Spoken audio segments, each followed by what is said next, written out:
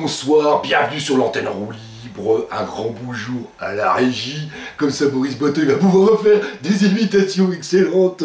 Bonsoir au bêta choloute, au bêta troll. Donc aujourd'hui, il s'agit du dernier épisode de la saison 1 du bêta show. Donc après je me tire en vacances, je crois que je mérite un bon repos après tout ce travail.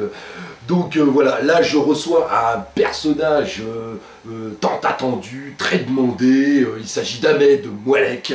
Alors Ahmed n'a pas voulu venir aussi facilement, hein. Je lui ai dit allez Ahmed, allez, il faut arrêter de se quereller, viens on va se marrer sur l'antenne en roue libre. Écoute, je lui dis si tu viens, je t'offre une boîte de thé qui a été cultivée dans le jardin de Claire Séverac, donc un thé bio. À ce moment-là, bon, il a fini par dire d'accord, je viens. Donc Ahmed, bonsoir et merci d'être venu. Bonsoir à toutes et à tous, salut Topu. Alors Ahmed, il y a Pouilleux32 qui se demande si tu n'es pas jaloux du succès de Dieudonné. Jaloux de quoi? Jaloux de quoi? Hein? Qui? C'est un crétin. Pouilleux, tu es un crétin, hein? Qui a coaché de Dieudonné? Qui lui a fait ses textes? C'est Ahmed. Et qui a eu l'idée aussi de se tenir les lunettes comme ça, hein? C'est Ahmed, c'est pas Dieudonné, d'accord? Dieudonné, il serait rien sans moi, d'accord? Mais de toute façon, vous êtes des crétins, vous êtes des idolâtres.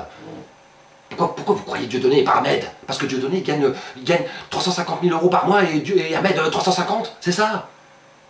Vous êtes des idolâtres, vous adorez le veau d'or.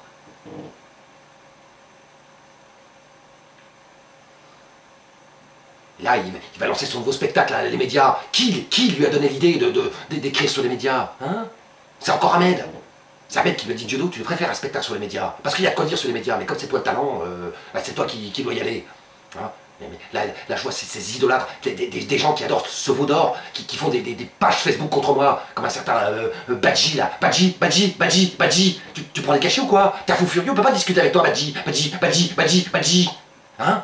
C'est toi qui fais des pages Facebook où tu me représentes comme un clochard. Parce que c'est ce que vous voulez, que je devienne un clochard, c'est ça. Hein? Vous êtes des crétins. Pouilleux, t'es un crétin. Et tu vas encore donner du fric à Dieudonné. Mais vas-y, Diodo, dépouille-le, Pouilleux, dépouille-le. D'accord?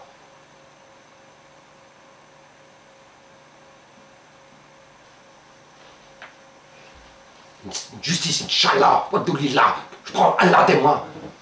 D'accord? Dieudonné, son spectacle sur les médias, c'est moi qui l'ai conseillé. Toujours moi qui l'ai conseillé. Mais il est comme ça, Diodo. Il est comme ça, je le connais bien, Diodo. Et il attend. Ahmed lui donne des idées, il attend un peu. Puis après, hop, il le fait. Il attend qu'Ahmed soit barré. Vous voyez, voilà. Hein? Là, le problème, c'est que j'ai fait confiance en Dieudonné. J'ai fait confiance en son côté noir, son côté sympa et victime. En fait, j'ai affaire à son côté blanc, son côté esclavagiste.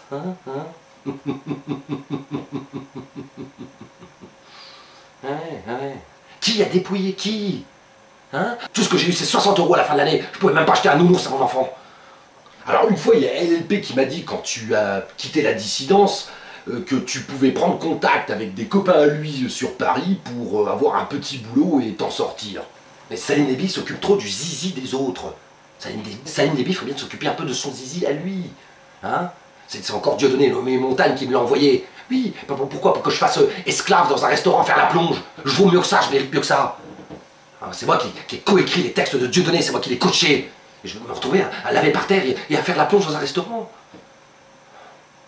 Mais où est-ce qu'on va? Là maintenant il dit, Dieudonné il dit, oui je vais aller en prison, il rejoue son côté noir, son côté victime. Hein, en fait c'est un juif camerounais. Hein, il fait sa victime, mais en prison il va y aller 2 jours, un week-end, il va pas y aller 6 mois.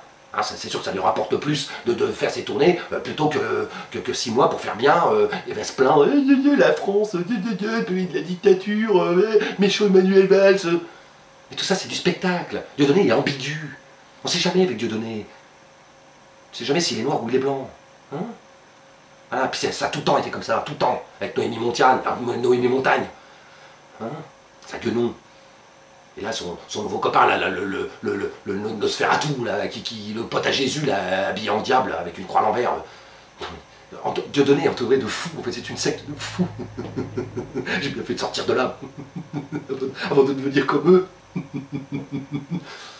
Mais tout ça, ça me met en colère, c'est-à-dire, je préfère m'en aller là, je préfère m'en aller parce qu'avec la chaleur des projets et la colère, je risque de faire un AVC, une crise cardiaque. Allez, hop, pisse, ciao, Topu. Ahmed, merci. On va faire une petite pause, toujours la même, et on se retrouve juste après avec un invité qui a été très demandé. A tout de suite.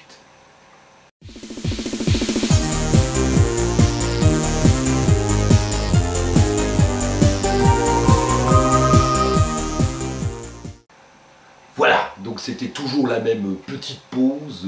Donc là, je reçois un invité qui a été très demandé. Donc il s'agit de Frédéric Delavier. Voilà, donc Frédéric, merci d'être venu. Alors Frédéric, tu as été expatrié en Hongrie, mais tu aimes toujours la France, sauf les cons qui y habitent. Est-ce que tu peux nous expliquer un peu?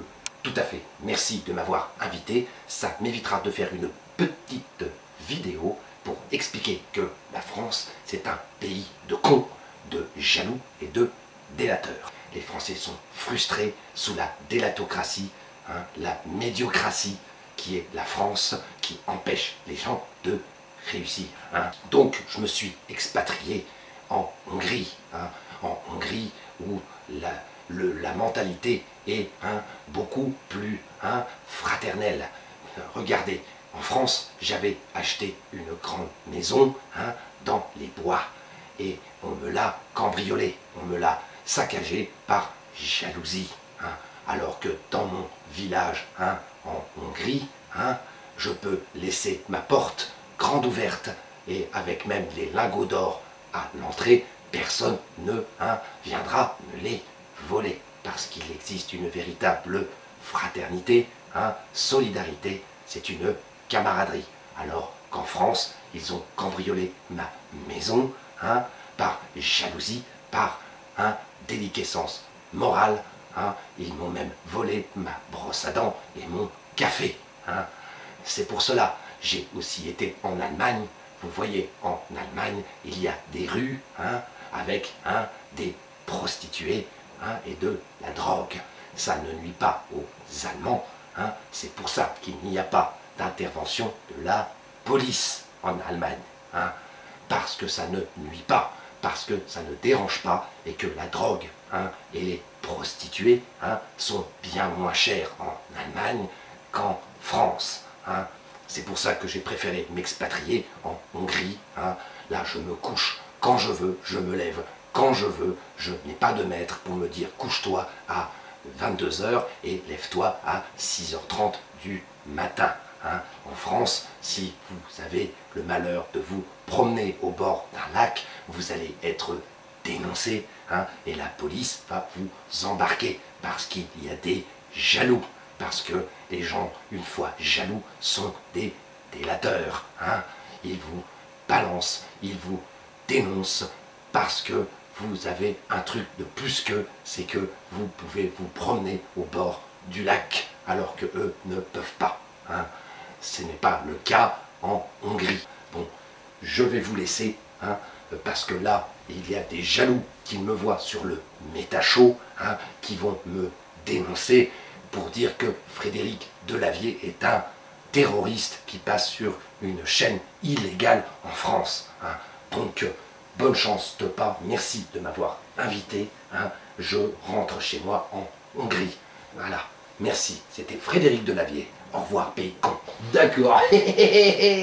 Bah alors Frédéric, bonne chance pour pas vous faire dénoncer au moins jusqu'à l'aéroport. Rentrez bien en Hongrie. Bisous à tous nos amis hongrois. Donc voilà. Je ne vous garantis pas qu'il y aura une saison 2 du Méta Show. Tout dépendra de l'avenir politique de ce pays. En attendant, bonnes vacances. Profitez bien avant que tout s'écroule. Et j'espère à très très bientôt. Bonsoir.